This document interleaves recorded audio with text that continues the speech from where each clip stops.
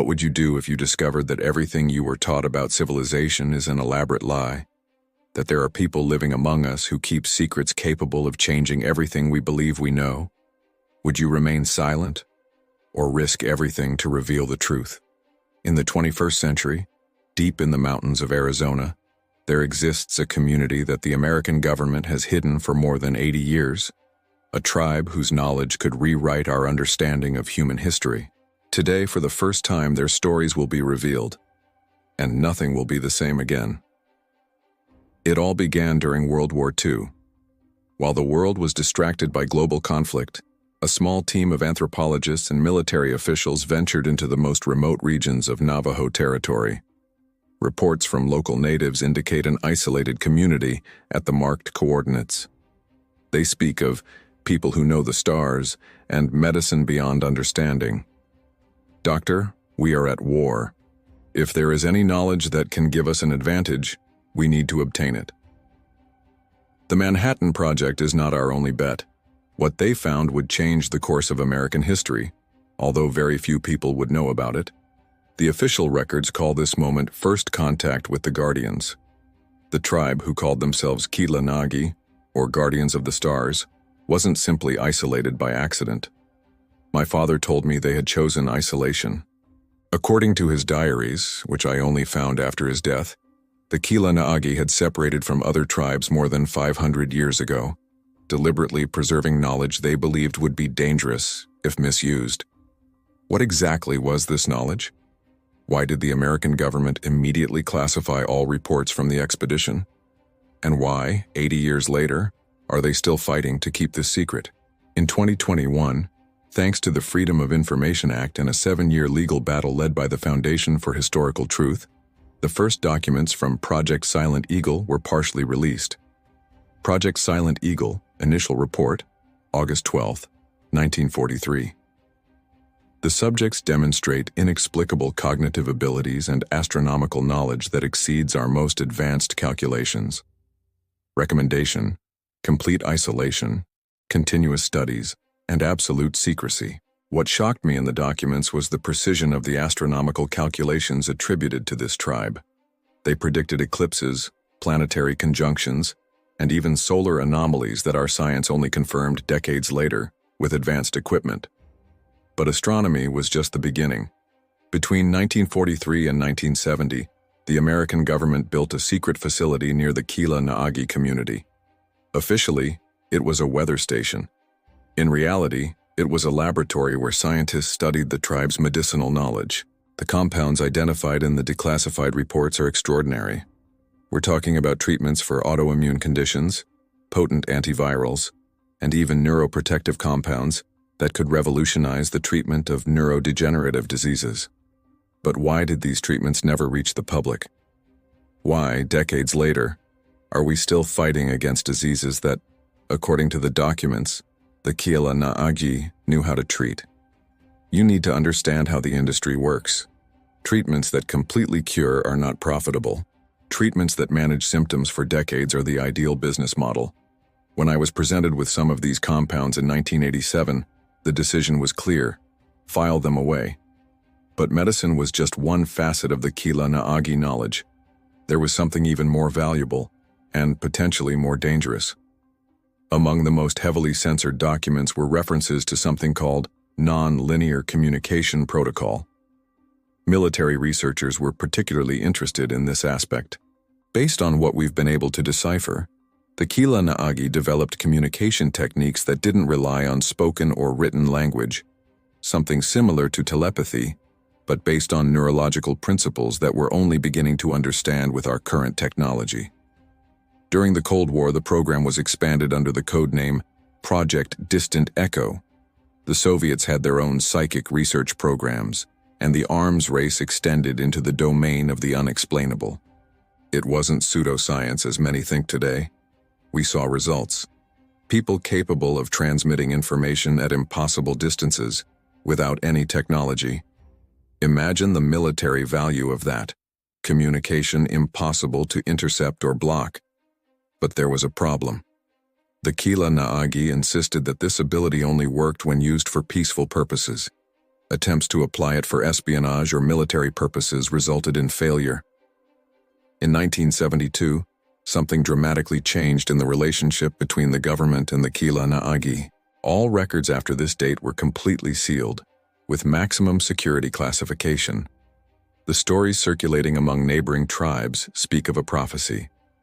The Kila Naagi had allegedly warned about a period of great planetary turbulence that would begin in the early 21st century.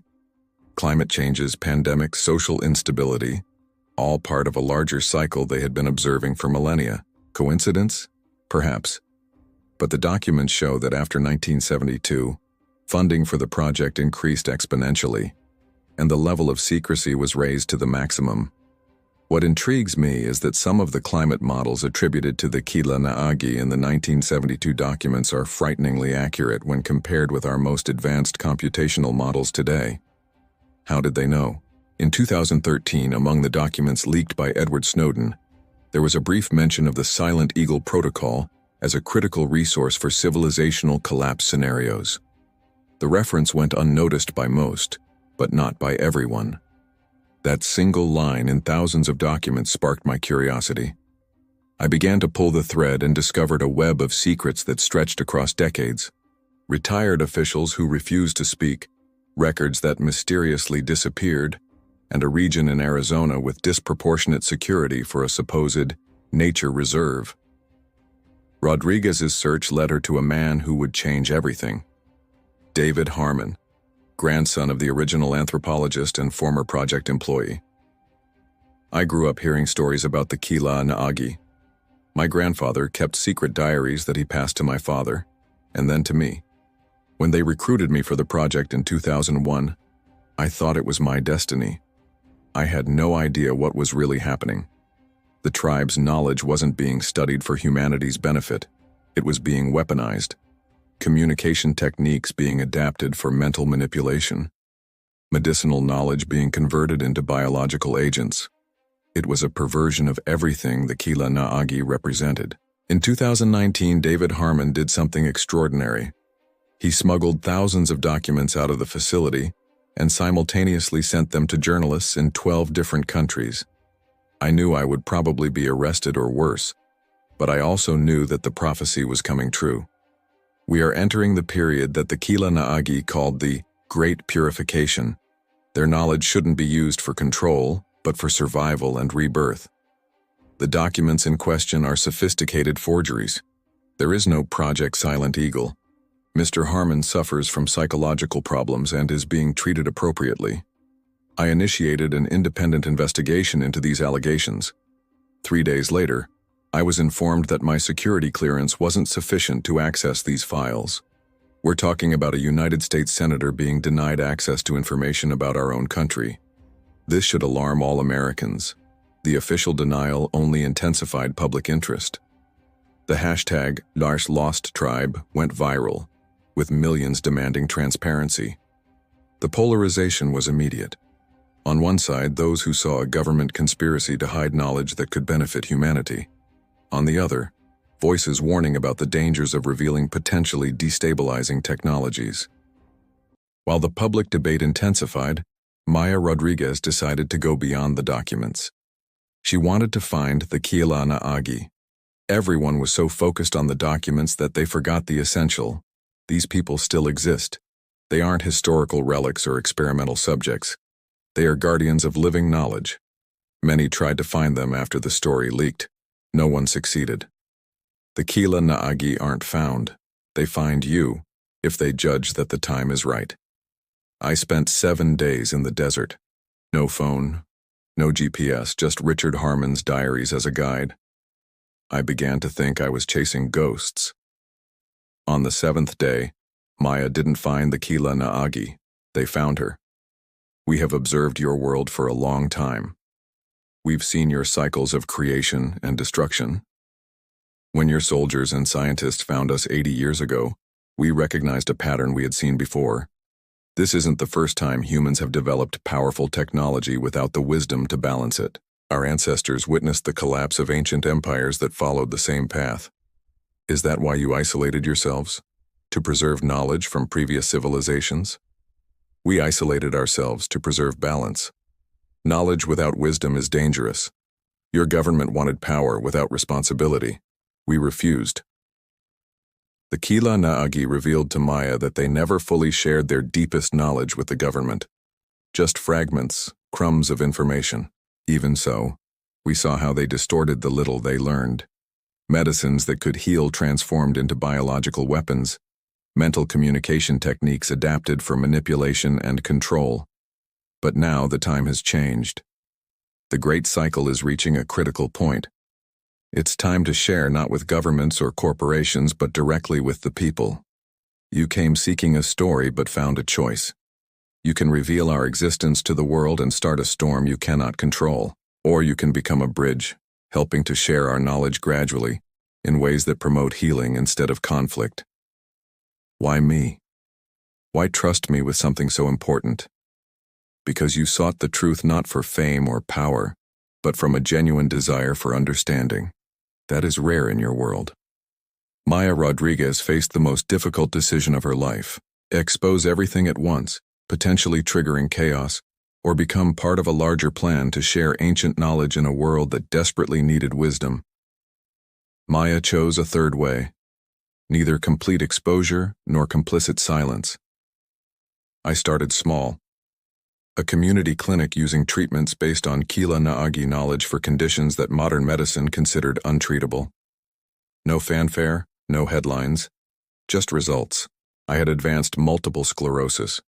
3 doctors told me I would be in a wheelchair in 6 months. After 3 months of treatment here, I'm walking again. They don't use the name Kila Naagi, they just call it Advanced Integrative Medicine.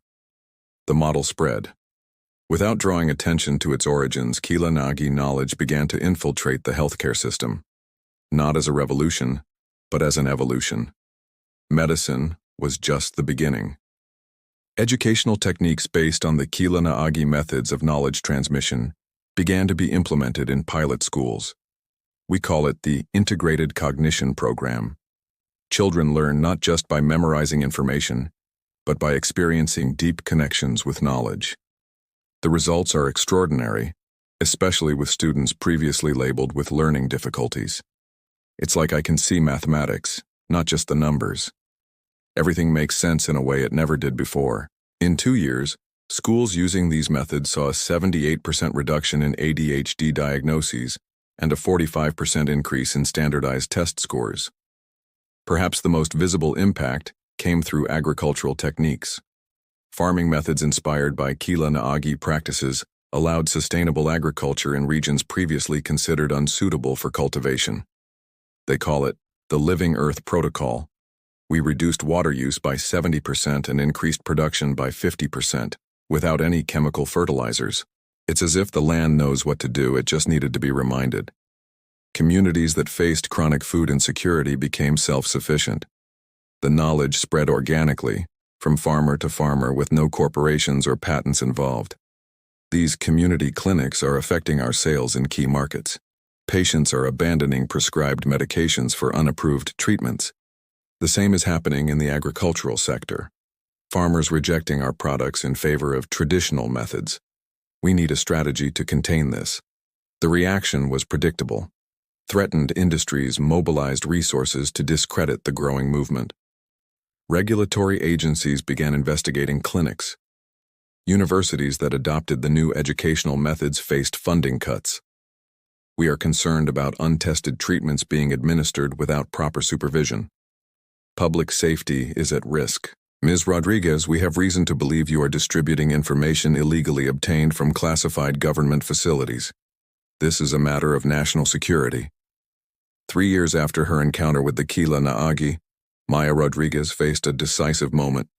With growing pressure from authorities, she decided to take the story public, but not in the way everyone expected. You came to hear about a government conspiracy and a mysterious tribe. But this isn't a story about secrets. It's a story about choices, about what kind of future we want to create. For the past 3 years, a silent experiment has been occurring in our country, not controlled by governments or corporations, but by communities. The results speak for themselves. The origin of these methods? Yes, they come from the Kila Naagi. Yes, the government tried to hide this knowledge for decades. But today I'm not here to point fingers or expose culprits. I'm here to ask a question. What will we do with this knowledge now? We can continue the cycle of exploitation and control that has brought us to the brink of climatic and social collapse. Or we can choose a different path. The Kila Naagi never wanted their knowledge to remain secret forever. They were waiting for the moment when we would be ready to receive it with wisdom, not just with ambition. For generations, we observed and waited. We saw your world reach the point of choice, between destruction and renewal. We didn't come to offer salvation. We came to offer partnership. The knowledge we guard doesn't belong to us. It belongs to the earth and all her children. The time has come to share it openly, not as a commodity to be sold, but as a gift to be honored. This presentation is being terminated for reasons of national security. We request that everyone remain in their places while your government studied us for decades but never understood us. We are not a threat to your security. We are a reminder of your responsibility. What began as a controversial lecture became a global phenomenon. For the first time in history, representatives of the Kila Naagi spoke directly to the world. This is Nyanoka, our guardian of medical knowledge. From today, he will work openly with doctors and scientists willing to learn, not to replace your medicine, but to complement it. This is Elena, our guardian of agricultural practices. She has already trained hundreds of farmers secretly. Now, she will offer this knowledge to all who wish to learn. One after another, Kila Naagi specialists in various fields offered to share knowledge kept secret for centuries.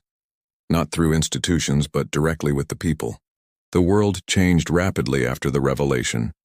Governments and corporations initially resisted, but public pressure was overwhelming. Today, we officially recognize the sovereignty of the Kila Naagi nation and ask forgiveness for the years of exploitation and forced secrecy. We begin a new era of cooperation based on mutual respect. Kila Naagi medicine, combined with modern technology, produced extraordinary advances in treating previously incurable diseases. Traditional agricultural techniques, scaled with contemporary innovation, began to reverse desertification in critical regions. Perhaps the most profound impact was in education. An entire generation began to learn not just facts and formulas, but connections and contexts. Children developing cognitive abilities that previously seemed impossible. We are seeing a fundamental transformation in the way the human brain processes information. It's not an exaggeration to say that we are witnessing the next stage of human cognitive evolution. Not everyone embraced the change. Industries based on scarcity and dependence saw their business models threatened. We need to patent and control these compounds before they become public domain. Our shareholders are nervous. These are pagan practices disguised as medicine. They're turning people away from proven treatments. If you don't go back to using our products, you'll lose access to credit lines and insurance. It's that simple.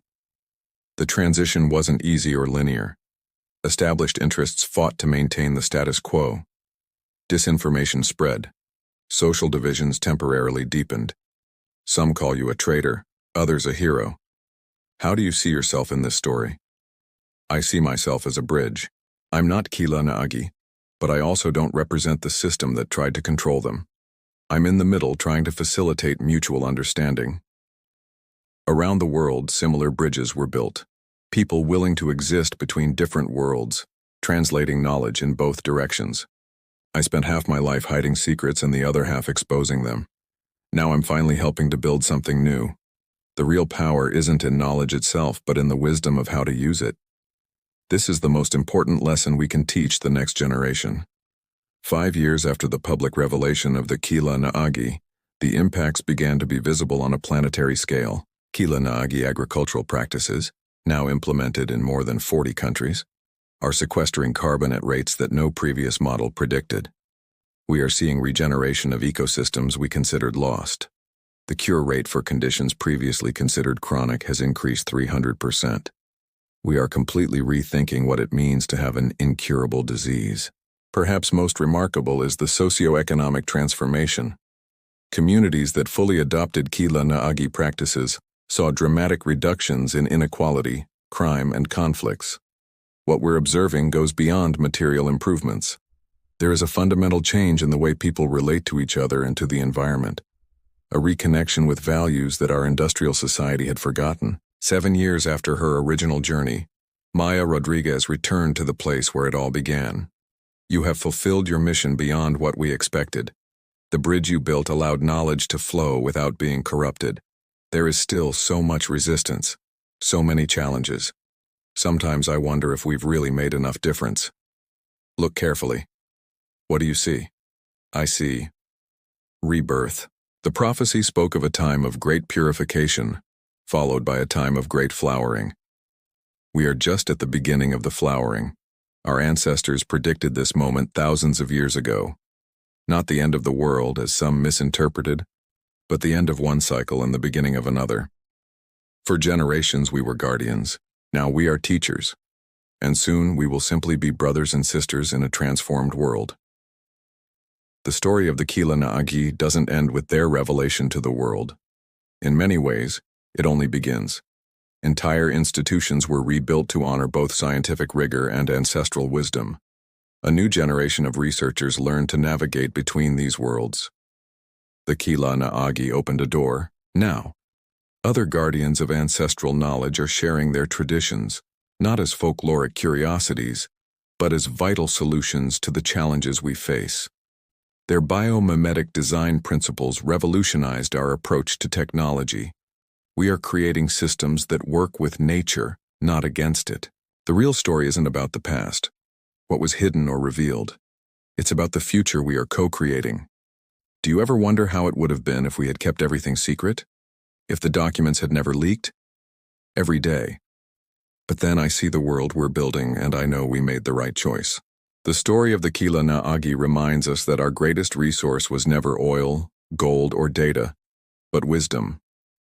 The knowledge of how to live in balance with our planet and with each other. Perhaps the real treasure wasn't the knowledge itself, but the understanding that we were never alone in our human journey, that the answers we desperately sought were always within our reach, preserved by those who had the wisdom to guard them until we were ready to receive them. Each generation is both an end and a beginning. What we choose to do today determines which stories will be told tomorrow, based on events that have not yet happened, but could.